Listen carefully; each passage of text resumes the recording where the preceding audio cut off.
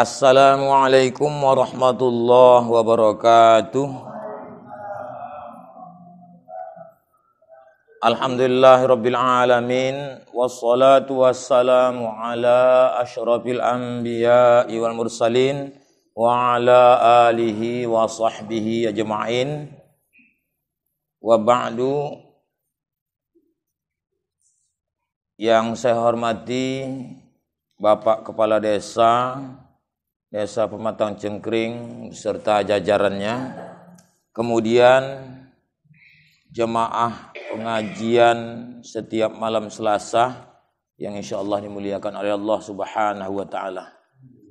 Amin ya rabbal alamin. Pertama sekali marilah kita bersyukur kepada Allah taala atas segala limpahan karunia berupa nikmat yang telah dibaginya kepada kita. Mudah-mudahan dengan nikmat yang banyak itu tidak membuat kita lalai daripada mensyukuri nikmatnya yang mana kita aplikasikan dalam kehidupan kita sehari-hari dengan perbuatan kita. Kita laksanakan segala apa yang diperintahkan oleh Allah dan menjauhkan segala yang ditegah oleh Allah Subhanahu wa taala. Mudah-mudahan dengan begitu kita terlepas daripada azabnya yang teramat pedih. Kemudian salawat salam semoga Allah limpahkan buat paduka junjungan alam Nabi kita Muhammad sallallahu alaihi wasallam. Allahumma salli wa sallim alaihi. Mudah-mudahan kita beroleh syafaat atau pertolongan di akhirat kelak nantinya, tentunya dengan izin Allah Subhanahu wa taala. Amin ya rabbal alamin. Baiklah, pada malam ini kita mengaji tauhid. Masih bab-bab awal. Tempoh hari sudah kita jelaskan masalah wajib akli, mustahil akli, dan jaiz akli. Untuk mengetahui barang yang wajib bagi Allah, 20 sifat yang wajib bagi dia, dan mustahil bagi Allah dan jaiz bagi Allah itu tidak boleh tidak. Kita mesti mengerti dulu apa definisi wajib itu atau mustahil dan jaiz itu. Kalau tidak, tak dapat. Jadi apakah hukumnya menuntut ilmu tauhid itu fardu ain? Metode yang udah dibuat oleh ulama yaitu sifat 20. Jadi asalkan dikatakan ahlus sunnah wal jamaah, dia mesti ngaji sifat 20. Yang mana saat ini udah tak begitu kali mungkin pemasarannya. Bahkan mungkin payah untuk kita mengkajinya lagi. Jadi untuk itu marilah kita sama-sama bersungguh-sungguh untuk menuntut ilmu ini supaya akidah kita itu tidak menyimpang. Sedikit saya ulang pengertian wajib akli itu, ma la yatasawwaru fil aqli adamuhu, barang yang tiada terupa pada akal ketiadaannya. Berarti wajib itu tidak menerima tiada. Berarti wajib itu pun dia itu menerima ada. Tidak menerima tiada, tapi menerima ada. Ada tak pernah tiada. Itulah arti wajib. Kan beda dengan wajib syara'. Wajib syara' dikojokan berpahala, ditinggalkan mendapat dosa. Ini kalau wajib akal itu pasti. Jadi wajibnya itu tak pernah menerima tiada. Berarti barang yang tiada terupa pada akal ketiadaannya. Nah, itu. Kalau mustahil, ma la yatasawwaru fil aqli wujuduhu, barang yang tiada terupa pada akal adanya. Tak diterima akal adanya. Jadi mustahil itu hakikatnya tidak ada sama sekali. Hakikatnya tidak ada. Tak bisa dihadirkan. Tidak menerima ada. Itulah mustahil. Maka kadang-kadang definisi mustahil itu berlaku di masyarakat. Kalau ditanya pun tak tahu. Apa arti mustahil? Kan selalu kita bilang, mustahil ini, mustahil ini. Tapi apakah pengerti mustahil? Ya. Mustahil syara ada tidak? Tak ada kan? Jadi mustahil apa lagi yang ada? Mustahil adat lah mungkin. Mustahil adat itu bukan menjadi mustahil akli. Mustahil adat itu menjadi jaiz akli. Misal ada gajah duduk di atas pokok keladi. Gajah itu togam. Kalau menurut adat dia itu patah tak pokok keladi itu? Pasti patah kan gitu. Jadi menurut adat pasti patah. Itu adat. Jatuh pasti ke bawah. Ke bawah. Tak mau jatuh ke atas. Itu wajib apa tuh? Wajib adat. Tapi kalau disandarkan kepada hukum akal, dari atas jatuh ke bawah, apakah itu menjadi wajib? Tidak, harus. Harus saja. Itu beda. Jadi itu definisinya. Kemudian pengertian jaiz atau haruslah bahasa kita, ma yasihhu fil aqli wujuduhu wa adamuhu. Barang sah pada akal adanya dan tiadanya. Kemudian lagi untuk mengambil contoh, terbahagilah wajib itu menjadi dua. Wajib daruri dan wajib nazari. Wajib daruri dalam artian kata tak palah memerlukan tilik pikir dalil, tak palah payah-payah, gampang. Jadi terbahagi wajib itu dua. Wajib daruri dan wajib nazari. Wajib daruri apa contohnya? Seperti Pak Usop? Lumpuh. Seperti jirim mengambil lapang sekedar zatnya. Memang tauhidnya agak sulit karena tak nampak contoh kan dia. Main akal. Jirim itu apa jirim? Termasuk kita ni pun benda. Tiap-tiap benda memenuhi lapang sekedar zat. Itu contoh. Ataupun ada yang mencontohkan lagi wajib daruri itu. Dua itu adalah bilangan ganjil atau genap? Genap. Sampai kapanpun dua itu tidak pernah ganjil. Kalau ada yang bilangkan angka dua itu genap, berarti dipertanyakanlah akal dia tuh. Masalah dua pula dikatakannya ini ganjil, ya?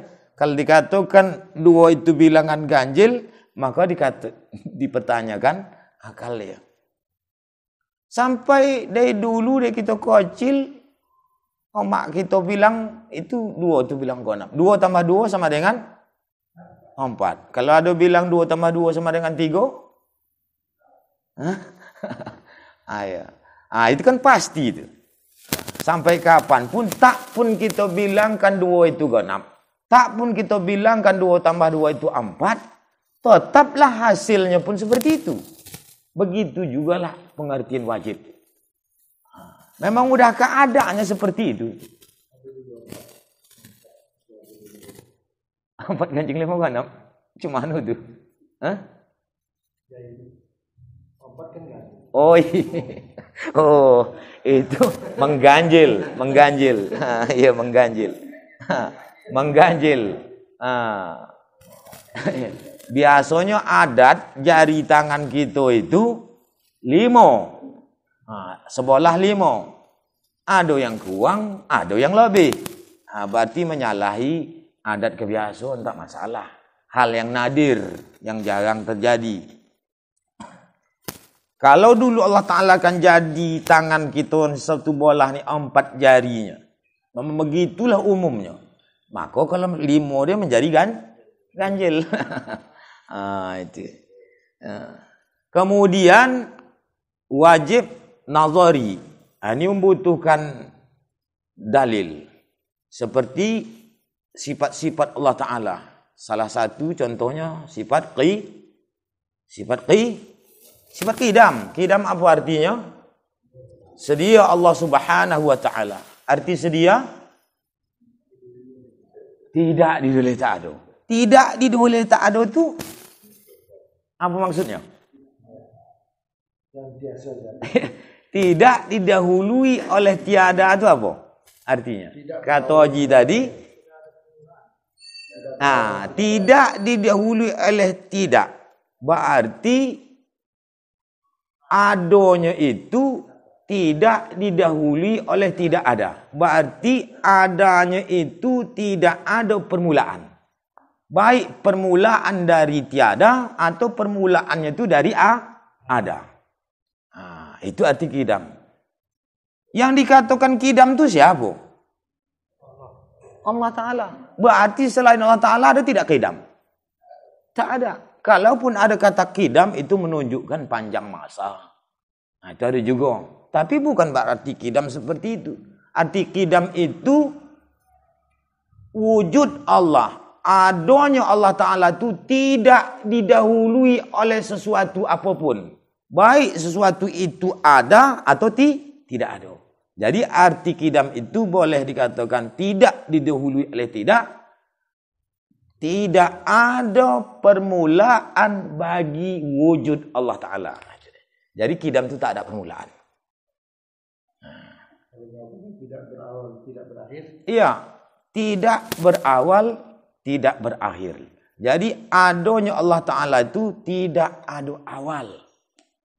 Awalnya itu dari tak ada, tidak ada juga. Ataupun dari ada, tak ada juga. Makanya huwal awwalu wal akhir. Huwal awwalu, dialah Allah tu yang awal bila ibtida. Tidak ada permulaannya. Inilah dikatakan Tuhan. Jadi kalaulah tak bersifat dengan sifat 20 tu bukan Tuhan. Jangan nak mengaku Tuhan kalau tak bersifat dengan sifat 20. Jadi boleh kita cocokkan, kita tanya yang mengatakan Tuhan ini, Tuhan ini. Kita meyakini bahawa Allah itulah Tuhan yang sebenar-benarnya. Ada juga mengatakan yang lain tu, siapa Tuhan kalian? Allah. Tapi Allah itu yang macam mana? Allah yang bersifat dengan sifat kemalat, bersifat dengan segala sifat kesempurnaan. Bukan terbatas hanya 20 tu. Cuma oleh ulama memadai 20 tu aja. Kalau ada serangan-serangan, biasanya dari Mu'tazilah kalau dulu, maka memadailah itu untuk hujah kita. Kok datang pun setan untuk menggelincirkan kita dari akidah yang benar, maka udah bisa. Datang setan nanti ketika nak mati, aku Tuhan.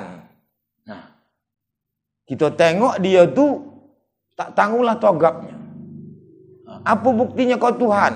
Apa yang nak kau minta? Kau hidupkan, aku minta hidupkan nama aku. Dihidupkannya. Iya pula. Maulah ni Tuhan. Jadi kita yang belajar tauhid ni dari mana kata kita tahu ini dia tu bukan Tuhan? Kalau ada yang mengakui itu nanti nak mati, bisa aja datang. Dari mana kita tahu bahwa dia itu bukan Tuhan? Di dunia ini, waktu kita belum sakaratul maut, tak pernah nampak itu seperti itu. Ali udah datang, aku Tuhan. Yang menjadikan alam semesta ini. Dia berbentuk tidak? Berbentuk. Kalau berbentuk dan nampak dia sifat 20 sini apa salah satu sifat 20? Itu mukhalafatu ta'ala lil hawadis.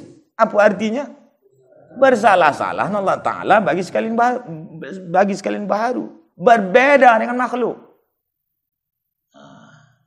Sama. Udah gitu nanti tentang kalam kok bersuara. Sedangkan kalam Allah Ta'ala tidak bersuara, tidak berhuruf. Tidak terdahulu, tidak terkemudian. Kan? Mudah. Jadi kalau tidak belajar ini apa? Iyalah kau Tuhan. Ditangkap bikin malaikat maut nyawa gitu. Cabutnya. Padam.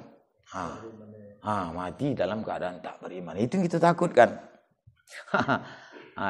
Itu salah satu contoh qidam. Karena salah satu sifat Allah Subhanahu wa taala yaitu qidam, setelah wujud. Tapi ingat, itu sebenarnya ulama untuk memudahkan. Jadi Imam Sanusi itu untuk memudahkan kita ni disusunnya lah, diurutnya wujud dulu, kemudian qidam dulu. Kenapa wujud dulu? Kan itu. Karena untuk mengenalkan sesuatu itu mesti adonya dikaji dulu. Kalau kita nak mengenalkan HP Pak Kades ni, maka tak boleh tidak ado HP ni. Ini HP, wujud HP, ado HP. Bentuknya seperti ini. Ado hijau, ado hitam. Kalau tidak ada macam mana nak mensifatkannya? HP Pak Haji, warnanya hijau. Mana tahu kita warna hijau? HP-nya tak ada. Kan tak mungkin. Itulah hebatnya ulama tu. Dikajinya wujud dulu. Adonya macam mana? Itulah qidam. Adonya macam mana? Itulah baqa. Ado Allah Ta'ala tu qidam, tak ada permulaan adonya. Ado Allah Ta'ala itu baqa, tak ada kesudahan bagi adonya. Nampak ada tu kan? Jadi itu dikatakan Tuhan. Apakah sebatas itu bisa dikatakan Tuhan juga? Belum. Ada lagi. Ada Tuhan. Adakah Allah? Wujud. Ada Allah itu seperti apa? Tak ada permulaannya. Adanya macam mana? Tak ada kesudahannya. Inilah dalil naklinya, kan dah tahu kita. Kalau sifat nafsiyah itu wujud itu artinya ada zat Allah Subhanahu wa taala. Ini sepakat sebenarnya. Siapakah yang menciptakan alam semesta ini? Allah. Itu sepakat. Sepakat yang Islam tak Islam itu sepakat sebenarnya. Siapa menciptakan alam semesta ini? Allah. Tuhan Allah. Jadi Allah kita tu tak ada permulaan, berarti dia qidam. Tak ada kesudahan, berarti dia baqa. Allahul dalil nakli wujud. Allahul ladzi khalaqas samawati wal arda wa ma bainahuma. Apa artinya? Allah Ta'ala yang menjadikan 7 petala langit dan 7 petala bumi dan barang di antara keduanya. Begitulah bahasa dulu. Petalo. Anak-anak sekarang ni, apa itu petalo? Kalau di UISU ada kata-kata petalo tu lagi. Ananda? Tak ada. Nanti dikompangkanlah kata-kata petalo. 7 petalo langit, 7 petalo bumi. Petalo. Lapis. 7 lapis langit, 7 lapis bumi. Waduh, bahasa Melayu dulu begitu dia. Ya Allah. Cocok diapukan. Kita batu bara ni kan Melayu. Jadi kau dapat orang kita Jawa pun nak mesti pandai cakap Melayu juga. Itu dalil naklinya. Udah, kita tak pernah ragu. Apa yang tersebut di dalam Al-Quran itu jangan kita ragu. Zalikal kitabu la raiba fih. Kitab Al-Quran ini la raiba fih, tak ada keraguan padanya. Kalau ragu tentang kebenaran ayat Al-Quran itu kafir. Itu doa. Ya Allah, ini nak hati-hati betul gitu. Dah. Itu tadi wajib apa tadi? Wajib nazari seperti qidam dari contohnya. Kan seperti qidam. Itu kan sifat-sifat Allah, membutuhkan dalil. Tapi ingat, jangan kita juga payah kali tauhid, tidak. Kita ni bukan mengkaji zat, bukan memikir-mikirkan zat Allah. Kita mengkaji sifat Allah Subhanahu wa taala. Tapi tersebut juga zatnya karena sifat itu tak lepas daripada zat. Sifat itu dia berdiri atau berada pada zat. Jangankan zat dan sifat Allah. Zat dan sifat kita ni aja pun apa bisa lekang. Tak mau. Kita ni bersifat kita berdiri pada zat kita. Yang kita tengok ini apakah zat apa sifat? Sifat. Itulah dia. Yang kita tengok itu sifat. Gerak-gerik itu kan sifat. Warna, bentuk badan itu sifat. Itu. Kemudian masuklah yang kedua tadi. Tapi jangan tadi bingung. Payah kali tauhid. Sebenarnya memadailah dalil secara apa dibilang ijmali. Misal gini, adapun sifat yang wajib bagi Allah Ta'ala itu, sifat kesempurnaan Allah Ta'ala itu tak terhingga banyaknya. Yang wajib diketahui 20 sifat yang wajib, 20 sifat yang mustahil, 1 yang jaiz. Mana 20 sifat yang wajib? 1 sifat nafsiyah, tak apalah kita bilangkan itu, yaitu wujud. 5 sifat salbiyah, qidam, baqa, mukhalafatu ta'ala lil hawadis, qiyamuhu ta'ala binafsi, wahdaniyah. 7 sifat ma'ni, qudrah, iradah, ilmu, hayah, sama, basar, dan kalam. 7 sifat ma'nawiyah, qawnuhu ta'ala qadiran, muridan, aliman, hayyan, sami'an, basiran. Mutakaliman. Itu 20. Lawannya pun 20. Jadi memadoilah nanti gini aja. Wujud artinya ada zat Allah Ta'ala. Mustahil tiada. Wajib ada zat Allah Ta'ala. Dalilnya baharu sekali alam. Dah. Iya, contoh ni alam ni. Kenapa dikata apa ti baharu alam? Baharu alam tu artinya dulu tu alam tu tak ada. Sekarang ada. Itu dikatakan baharu. Alam ni dulu ada tak? Tak ada. Karena alam tu dulu tak ada, sekarang ada dikatakan baharu. Baharu alam ni. Alam ni baru. Bahasa dulu tu baharu. Baru alam ni. Ayo, baharu tu baru. Dulu alam tu tak ada, maka dikatakan baharu alam tu dulunya tak ada, sekarang ada. Itulah arti baharu alam. Kalau berubah-ubah tu itu sifatnya. Sifat alam tu berubah. Yang kita tengok ni lah. Semua qidam artinya sedia Allah Ta'ala. Mustahil Allah Ta'ala. Baharu. Wajib Allah Ta'ala sedia. Kalau orang dulu ada hafal lagi. Arti sedia tidak didahului oleh tak ada. Macam kata Haji itu tadi. Cuma tidak didahului oleh tidak pun payah juga kita memahaminya. Yang jelasnya qidam tu tak ada permulaannya. Arti qidam itu tak ada permulaan bagi adanya Allah Ta'ala. Itu baku artinya kalau Allah Ta'ala mustahil Allah Ta'ala binasa. Binasa ni apa arti binasa? Hancur. Kenapa terpikir kita arti binasa itu kan rusak, hancur.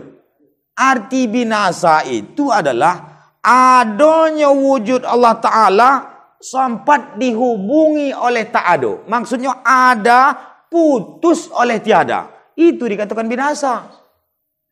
Berarti tidak kokal. Padahal kalau kokal itu ada, tidak ada kesudahan. Wal akhir bila intiha.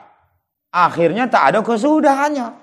Jadi arti binasa itu dia itu arti binasa nih. Arti binasa itu putus sempat dihubungi oleh tidak adanya itu. Apa yang nyebutnya? Adanya itu dihubungi oleh tiada. Maksudnya ada putus oleh tiada. Itulah arti binasa. Itu mustahil hukumnya. Arti kalimat-kalimat seperti itu nak kita jelaskan juga. Jadi baku arti yang kekal Allah Ta'ala, mustahil Allah Ta'ala binasa. Maksudnya mustahil Allah Ta'ala itu ada akhirnya. Allah Ta'ala itu wajib tidak ada akhirnya. Berarti kokal. Dalil naklinya kidam tidak tahu wal awal. Nanti tengoklah Al-Quran tu ada berjumpa wal awal wal akhir, teruslah sampai habis. Dalil bako apa? Surah Ar-Rahman itu ayat keberapa itu? Ayo waya boko sebelum ayat itu ada di bawah kulluman 'alaiha fan wa yabqa wajhu rabbika dzul jalali wal ikram. Kulluman 'alaiha fan. Nah, itulah kita nih, janganlah masuk kita kokal di atas dunia, hancur, itu habis. Fan, binasa. Yang kokal itu siapa? Kekal zat Tuhanmu ya Muhammad yang mempunyai kebesaran dan kemuliaan. Nah, itu. Lengkap dalillah, Qurannya pun ada. Nah, itu sifat salbiyah lah itu. Nah, sifat salbiyah menafikan barang yang tak layak dan tak patut bagi zat Allah Ta'ala. Kidam itu apa dinafikannya? Arti dinafikan itu bukan narapidana. Dinafikan itu ditolak. Taklah Allah seperti itu. Nah, jadi qidam itu menafikan baharunya Allah. Baqa itu menafikan akhir kesudahan Tuhan. Bahwa awal Allah Ta'ala itu tak ada, akhir Tuhan itu tak ada. Mukhalafatu ta'alil hawadis, menafikan bersamaan Allah dengan makhluk. Bahwa Allah Ta'ala tidak samu. Walaupun kadang-kadang pada kata-kata, pada perkataan kita kadang sama. Pada makna tak. Allah mendengar. Kita mendengar tak? Mendengar. Tapi Allah Ta'ala mendengar tidak pakai telinga. Kita mendengar pakai telinga. Kan tidak kita mendengar pakai lutut. Nah. Tapi yang mendengar itu siapa? Kita kan pakai telinga mendengar. Tapi mendengar itu kan kita. Cuma kita mendengar pakai telinga. Itu dia. Aja telinga itu sifat. Walaupun pada nama sama, tapi pada hakikatnya beda. Dah. Kemudian qiyamuhu ta'ala binafsihi, ini payah. Qiyamuhu ta'ala binafsihi itu apa artinya? Berdiri Allah Ta'ala dengan sendirinya. Arti berdiri itu apa?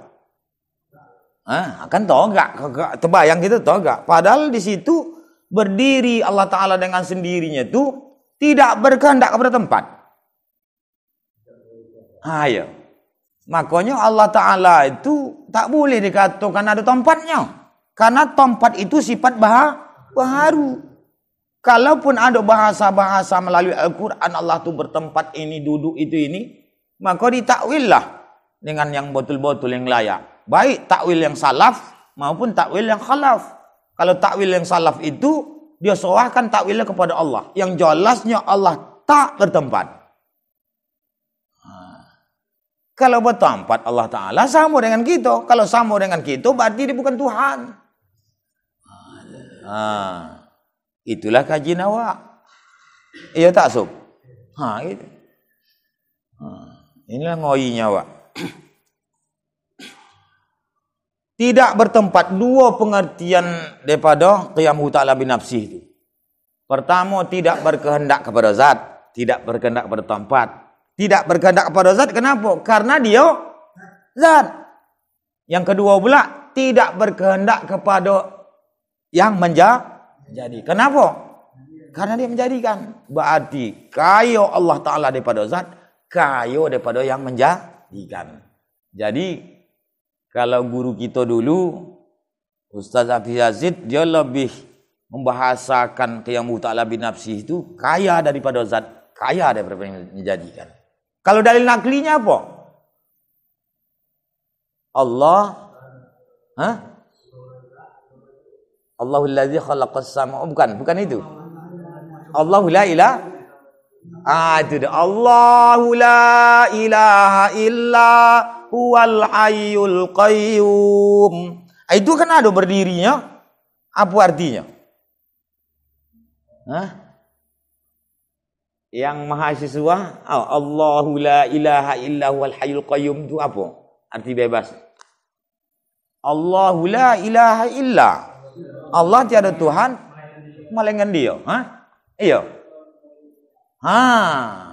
Allahu la ilaha illa huwal hayyul qayyum. Allah tiada Tuhan melainkan Dia, Tuhan yang hidup. Iya. Lagi berdiri dengan sendirinya. Kan nampak itu. Kalau baca Al-Quran, berarti Tuhan itu toga. Di mana tapak kakinya enggak? Udah terpikir gitu. Asalkan berdiri, terpikir gitu toga. Kan gitu, padahal tak seperti itu pengertiannya. Qiyamu ta'ala binafsi itu berdiri Allah Ta'ala dengan sendirinya, tidak berkehendak kepada tempat. Atau tidak berkehendak kepada zat. Karena dia zat tidak berkehendak pada menjadikan, karena dia yang menjadikan.